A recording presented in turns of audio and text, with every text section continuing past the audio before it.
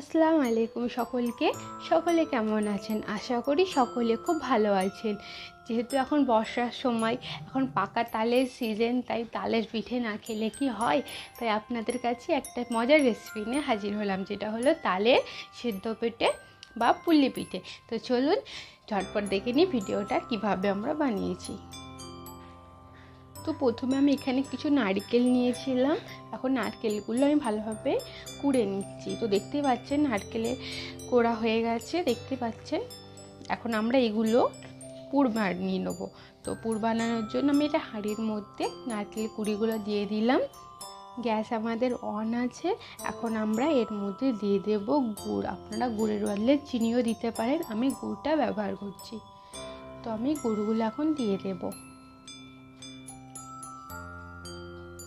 তো গুঁড়োগুলো আমার সব দেয়া হয়ে গেছে। এখন আমি ভালো করে গুড়টা নারকেলটা একসাথে মাখিয়ে নেব। এটা আমরা হাই ফ্লেমেই করব। তো এটা আমরা ধীরে ধীরে ভালো করে মাখিয়ে নেব।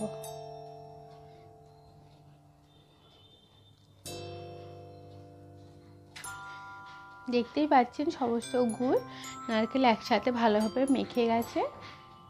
এখন আমরা আরও কিছুক্ষণ ধরে নাড়াচাড়া করব। তো দেখতে পাচ্ছেন ফাইনালি আমাদের পুর রেডি হয়ে গেছে। দেখতে পাচ্ছেন খুব সুন্দরভাবে রেডি হয়েছে। আমরা এই পর্যায়টা নামিয়ে নেব।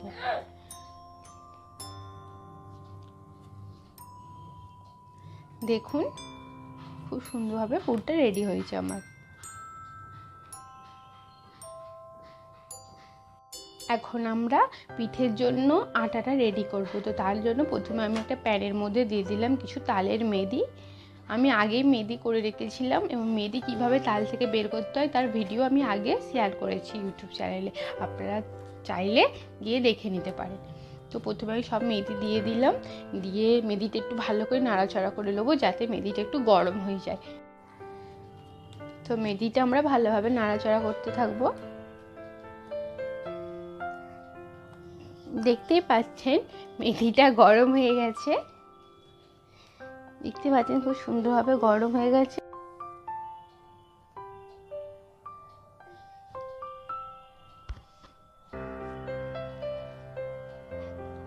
আমরা একটু নাড়াচাড়া করবো, আরো ভালোভাবে গরম করব। দেখতে পাচ্ছেন খুব সুন্দরভাবে গরম হয়ে গেছে এবং একটা সুন্দর কালার চলে এসেছে। এখন আমি এর মধ্যে দিয়ে দেবো চালের আটা।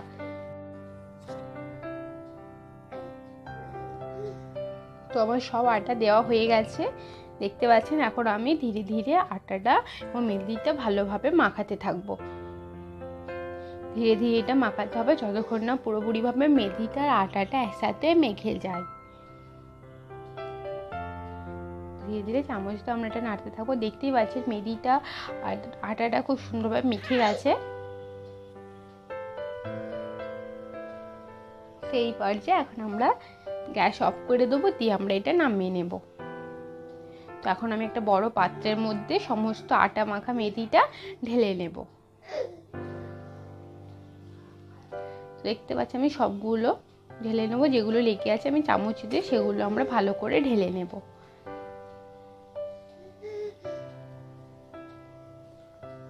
সবগুলো ঢালা হয়ে গেছে। এখন আমরা এটা ধীরে ধীরে মাখতে থাকবো।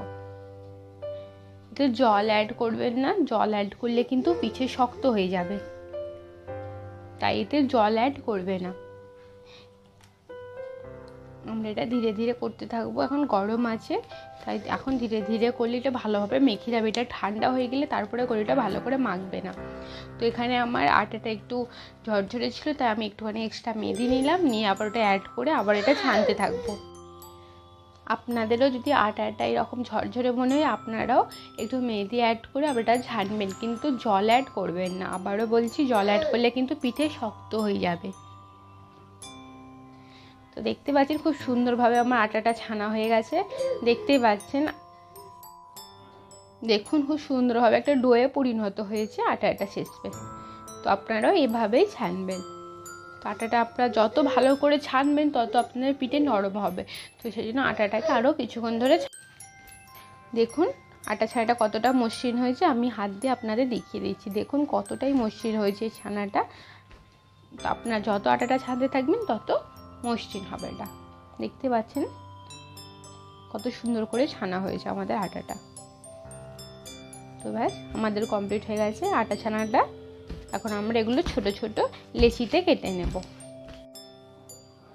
তো আমি ছোট ছোট করে নিচ্ছি। দেখুন আমি এই সাইজেরই নিচ্ছি, আপনারা যেমন পরিমাণ নিতে পারেন, কিন্তু যত ছোট নেবেন তত আপনাদের পিঠের খোলসটা পাতলা হবে। তো দেখতে পাচ্ছেন ঠিক এরকম টাইপের আমি লাড্ডু করেছি। আপনারা চাইলে এর থেকে বড় করতে পারেন, ছোটও করতে পারেন। তো ব্যাস সমস্ত আমার লেচি কাটা কমপ্লিট হয়ে গেছে, দেখতে পাচ্ছেন। তো এখন আমরা পিঠেটা বানাবো। তো পিঠে বানাবার জন্য প্রথমে আমরা একটা করে লেচি নেব, নিয়ে হাতের মধ্যে রাউন্ড করব। দেখতে পাচ্ছেন রাউন্ড করার পর আমরা ধীরে ধীরে দুটো আঙুল প্রেস করে একটা বাটির আকার তৈরি করব। দেখুন কিভাবে একটা বাটির আকার তৈরি করছি। দুটো আঙুল দিয়ে উপরে এবং দুটো আঙুল নিচে রেখে এভাবে প্রেস করলে এরকম বাটির মতো তৈরি হয়ে যাবে। তো এখন আমি এর মধ্যে দিয়ে দেবো আমাদের তৈরি করা নারকেলের পুরটি। এখন আমরা ধীরে ধীরে দুটো মুখকে একসাথে জয়েন্ট করে দেবো। দেখুন ঠিক এইভাবে জয়েন্ট করে নেবেন, নিয়ে আপনারা আর ভালোভাবে টিপে টিপে দেবেন যাতে মুখটা ফেটে না যায়। দেখতে পাচ্ছেন এখন আমরা মুখটা এভাবে দুটো আঙুলে আবার মুড়ে দেবো যাতে মুখটা ফেটে না যায়। অনেক সময় সিদ্ধ করার পর পিঠের মুখ কিন্তু ফেটে যায়। আপনারা চাইলে পিঠের মুখ না মুড়তে পারেন, কিন্তু পিঠের মুখটা মুড়ে দেওয়াই ভালো। আপনারা যদি পিঠের মুখ না মুড়তে চান তাহলে আপনারা এইভাবে ভালোভাবে মুখটা প্রেস করে দিয়ে দুটো সাইড একটু ঘুরিয়ে দেবেন। দিলে দেখুন এভাবে করলেও কিন্তু পিঠেটা ভাঙার সম্ভাবনা কম থাকে। দেখুন কিন্তু আমি এখানে যেহেতু সবগুলো মুখ মুড়ছি তাই এটারও আমি মুখ মুড়ে নিচ্ছি। আপনারা যেটা ভালো বুঝবেন সেটাই করবেন। তো দেখুন আমি এটাও মুখ মুড়ে নিলাম। তো ব্যাস কমপ্লিট আমার পিঠে। তো এইভাবে আমি বাকি পিঠেগুলোও করে নেব। তো এক এক করে আমার পিঠেগুলো কমপ্লিট হয়ে যাচ্ছে। তো ব্যাস কমপ্লিট আমার তাল পিঠে।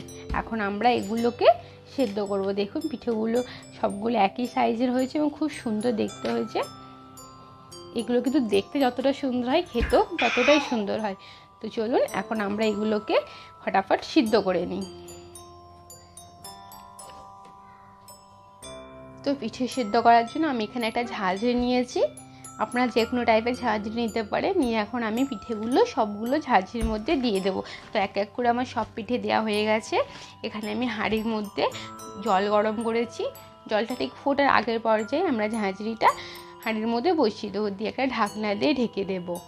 ঢাকনা দিয়ে ঢেকে আমরা এটা 35 মিনিটের মতো হাই ফ্লেমে কুক করব। তো দেখুন 35 মিনিট হয়ে গেছে এবং পিঠেগুলো আমার খুব সুন্দর করে সেদ্ধ হয়ে গেছে। দেখতেই পাচ্ছেন পিঠেগুলো খুব সুন্দরভাবে সেদ্ধ হয়েছে আমার। এখন আমরা পিঠে ঝাঁঝরিটা তুলে নেব। দেখুন এখন আমি একটা একটা করে তুলে নেব পাত্রের মধ্যে। দেখুন পিঠেগুলো খুব সহজেই উঠে যাচ্ছে। পিঠেগুলো কিন্তু একে অপরের সাথে জড়ায়নি। দেখুন পিঠেগুলো খুব সহজেই উঠে যাচ্ছে। তো দেখলেন কত সহজেই কমপ্লিট হয়ে গেল আমাদের তালের পিঠে। তো ভিডিওটি আপনাদের কেমন লাগলো অতি অবশ্যই জানাবেন এবং লাইক এবং সাবস্ক্রাইব করতে ভুলবেন না। দেখা হবে পরের ভিডিওতে। টাটা, ভালো থাকবেন।